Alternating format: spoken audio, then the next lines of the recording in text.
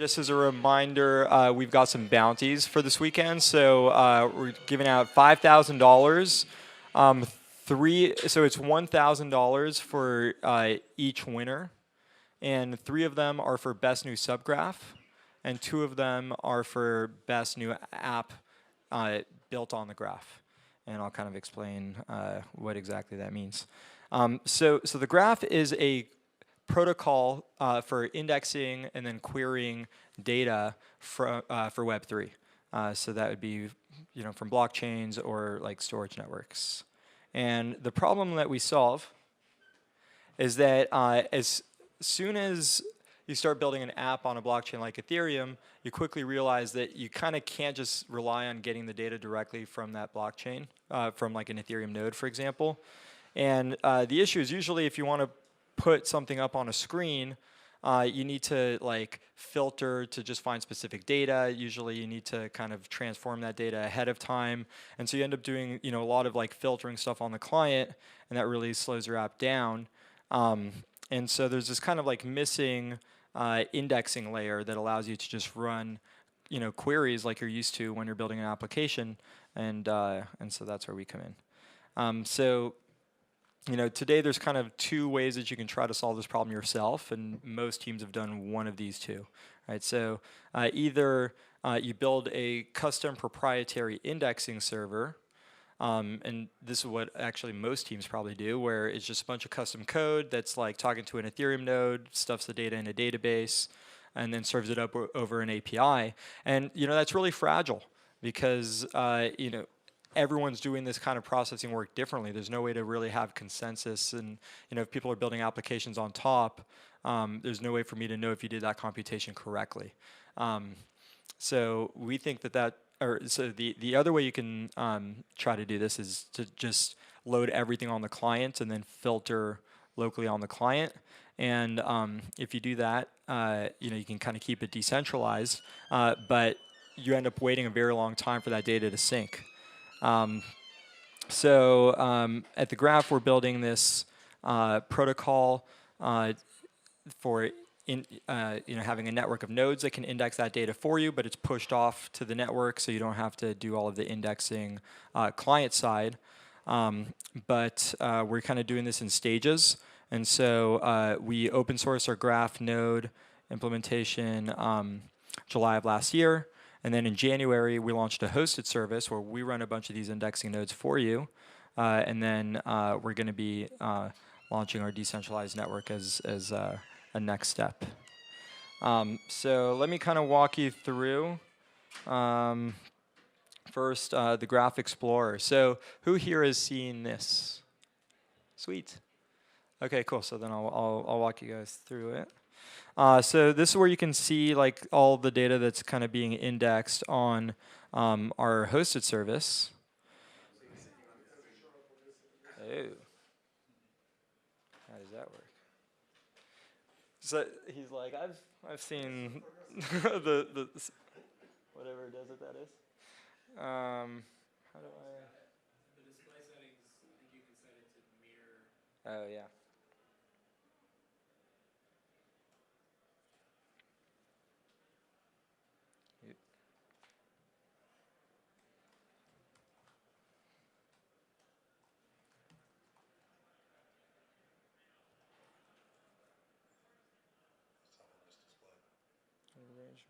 Mirror.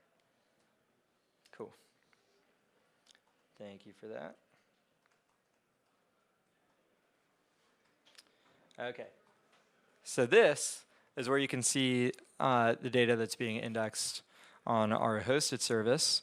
And so these are what we call subgraphs, and they define how to index the data and make it available over GraphQL. Who here knows about GraphQL? Okay, most of you. So GraphQL is a query language from Facebook that's kind of a replacement for REST. And it's just a really nice, easy, convenient way to fetch data from a server. So here we're looking at the Moloch subgraph. Moloch is a DAO for funding Ethereum infrastructure. and you can browse kind of the domain model here, right? So this is the schema. So you can see that there are votes and proposals. So a proposal has this information. It's got applicants, for example, token, tributes, right? These all have types, and then you can traverse across so that see the applicants, et cetera. So you define the schema up front. Here's all my objects. Here's how they relate to each other. And then you can query using GraphQL, where here, for example, we're getting the first 5 votes. For each vote, we want to display the members and the proposals. And for the members, we're asking for the ID shares, and for the proposals there. And you can see the response perfectly kind of matches what we asked for. Now, one good trick, we should have a little thing that calls this out to you, is you can hit Control Space in here, and you'll get a drop down with the different kind of fields that are available, and then you can query and you can seamlessly traverse these relationships. So for example, Peepeth, I think, is a really cool one. So they have data that's, they have like a contract on Ethereum, and then they've got a bunch of the data is on IPFS. But this is basically like a Twitter kind of thing where these tweets or peeps are stored on IPFS, and we index all of that data. So you can see like a peep has this content, references an account, and the account has like all of this info. So you can query for the peeps and then get the account like name and avatar URL, for example, and then you could like easily build a Twitter client that gets all of the data like this through the graph. So let's take a look at what it takes to build one of these subgraphs. The first, okay, so step one for everybody, if you're interested in building on the graph this weekend, is go to our website and join the Discord. So it's thegraph.com/Discord. There's a link on the right, Discord.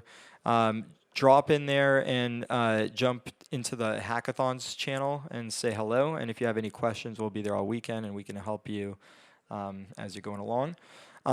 Your second biggest friend is the docs. So from the website, you can click on docs, and we've got a really great tutorial, and it'll define everything. And so this is pretty comprehensive and should get you most of the way there. But the first thing I want to do from here when you want to get started is you'll sign in, and I should probably do this with Brave. So if I sign in. So you sign in with GitHub, and we piggyback on GitHub for permissions, basically for like teams, because there's a lot of like teams that use the graph. So basically, if you're an admin of your org on GitHub, then you can manage. Basically, you can deploy these subgraphs under your organization name. So here you can see like the accounts for each of these subgraphs are basically it's like your GitHub info, and so we piggyback on the permissions for that.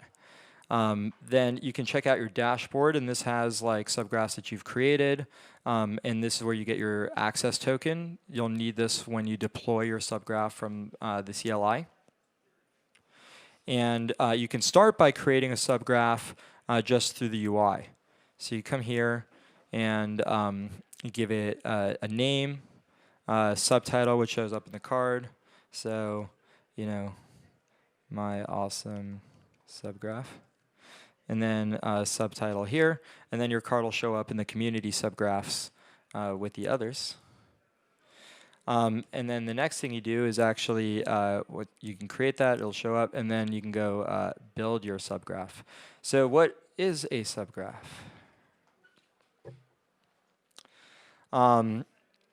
If you follow the examples or the kind of quick start in the docs, we have these really good CLI tools. So you just install Graph CLI, and then you can use that to like graph init, which will create like a scaffold for you. and if you already have a contract that's deployed either to like a test net or on mainnet, you can do I don't think we have it in here, but we'll actually, yeah, I don't know, there's like a blog post, I think, where we have this, but it's dash dash from dash contract, and then you can give it a contract address, and it'll just scaffold one for you that basically brings in all of the events and then indexes them. So that's just like an easy way to kind of get started. But then you end up with a directory that kind of looks like this. And the first thing to look at is the subgraph YAML file. This is kind of the entry point. And this is where you define your data sources. So probably you have an Ethereum contract. And you can point to the specific address. This could be on mainnet, or it could be on one of the test nets, Rinkeby, Kovan. You can also run this locally with Ganache. So we've got some getting started guides that'll walk you through having like a local development environment using Docker Compose. If you're going to be working on your contracts locally, you can do that as well. Then you basically specify these like event handlers, and these handlers are going to get called anytime one of these events are triggered, and then you can process that data at ingestion time, and that data will get indexed. I'm going to walk you through that part, and then I'll open it up for questions because I'm going through a lot of stuff. This is the GraphQL schema. So this defines the shape of your data, and this is actually like a really great place to start as well. You know, even before the manifest, if you're just thinking through basically what would the perfect API be for consuming whatever I'm building, right? This is where you're defining, the domain model for your application. And so you want this to really just represent your app as best as possible. So this is the Moloch example where there's proposals, votes, applicants. So you set this up, and then this is how people will be able to query for this data using GraphQL. And then the last piece is the mappings. So this is how you specify how to transform the data at ingestion time. So you got an event, and then you want to process it somehow and basically store these entities into our store abstraction, and then that's where they get indexed. So these mappings are written in a language called AssemblyScript, which looks and feels just like TypeScript, but it's strongly typed so that it can compile to WASM. And that way we can transform the data in a deterministic way, which we think is really important. So from these mapping handlers, you have access to the event data, the transaction data, the block data, and the smart contract state as of that block. And then you can do arbitrary kind of logic on that, and then save that data into the store. So one thing that's really cool is I highly recommend that you get something like a Visual Studio Code, which has strong TypeScript support. And when you build your subgraph, and then there's like a build step, we auto-generate all of these types for you. So you can write these handlers with autocomplete and type safety. So for example, here I want to handle this propose event, and on the event, I can see that I have access to like the block and the transaction data, so I can see like what's on the transaction. So I can get that.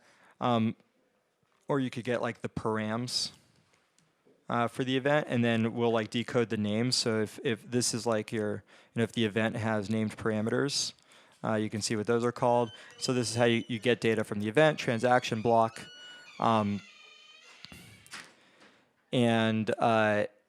These things that you're creating these entities, they're like objects that you're saving to the store.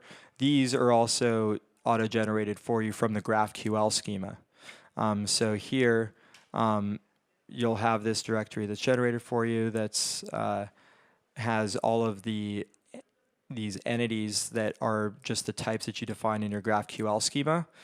And so you can just create these objects, you put them in the store, and they're indexed. Okay, that was a lot. So let me open it up for questions. How much of that made sense? Raise your hand if you followed. Awesome. Sweet. We're live, we're here. Can you tell us more about the events? I mean, is it more for like real-time applications where you want to process these events? Yeah, so this is all real time. We react really quickly to new blocks getting mined. Basically, as soon as the transaction gets included in a block, the graph node will pick it up and process the handler, right? If your event was emitted, and then that becomes available immediately. Yeah. So in this scenario, maybe I missed it. So this, for example, would be a dApp, and then I want to handle data in a more intelligent way in my dApp. So I deploy it to my web application and communicate to the graph in real time.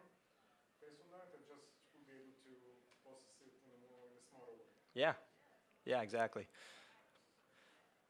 So yeah, really, I mean, like 90% of dApps probably have like a server that's running that's actually doing this kind of thing. And because you can't really do it directly on Ethereum, you can try to use like Web3.js, which like in a hackathon, you can kind of get away with it because there's not a lot of data.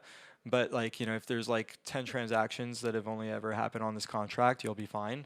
But if you have like hundreds or thousands of transactions, suddenly you have to like load them up, load all the, logs to like then filter, and then like transform things on the client. So it really doesn't scale. So kind of anyone who's building on Ethereum should probably be using the graph to like index that data so that you can just query what you need from your applications.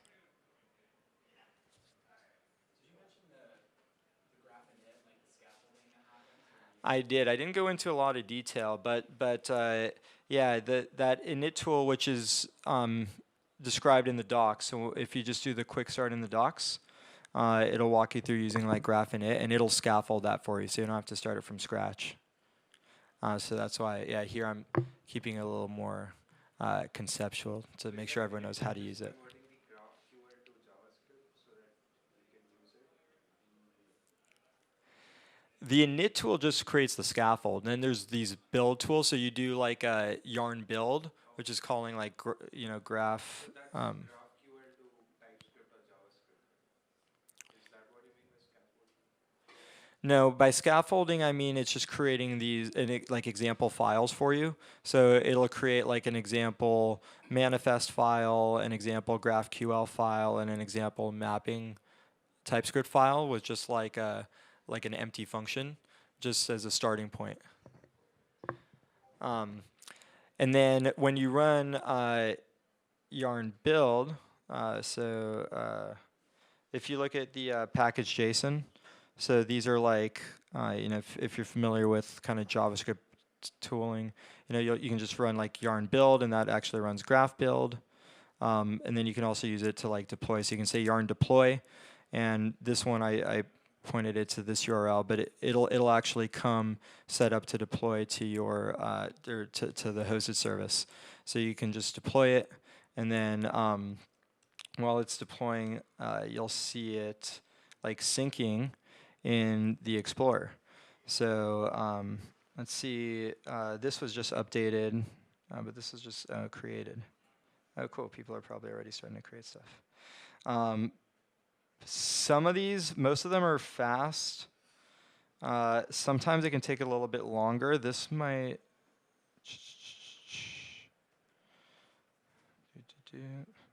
Yeah, people are doing a lot of like active development. We're running 2 hackathons concurrently.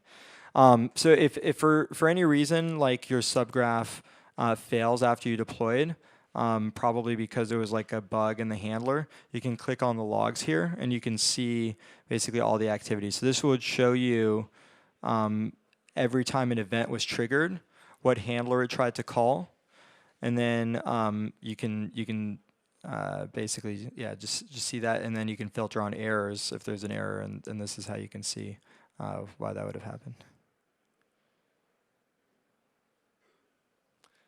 Yep. Sorry. No, yeah, so this is just public endpoints. Oh, yes, good question. So does everyone know how to like build UIs with React, or there's maybe different like UI libraries of choice. If you're using React, we highly recommend Apollo. And we have, if you go to our GitHub, there's a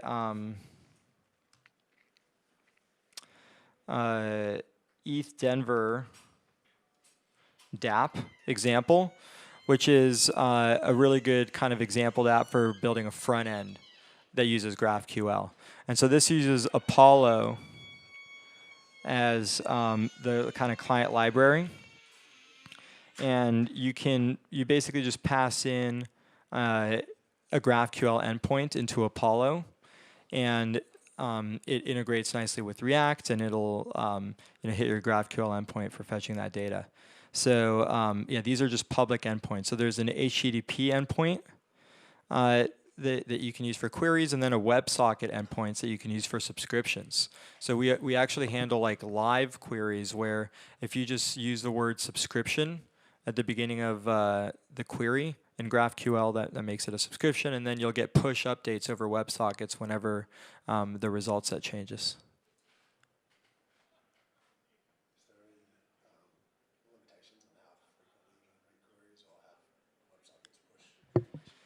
No, for the time being, we don't have any rate limiting. I mean, we have like DDoS kind of protection, but like other than that, it's all just there. Now, at some point in the future, we're going to add a pay tier where it's just kind of to cover the costs of the servers, and we're going to be experimenting with basically like gas costing, because essentially, this is going to be running on a network of nodes, and those nodes need to be compensated for like the compute that they're doing, and so there's going to be like a gas kind of costing model. But for now, it's all just we don't have too many limitations.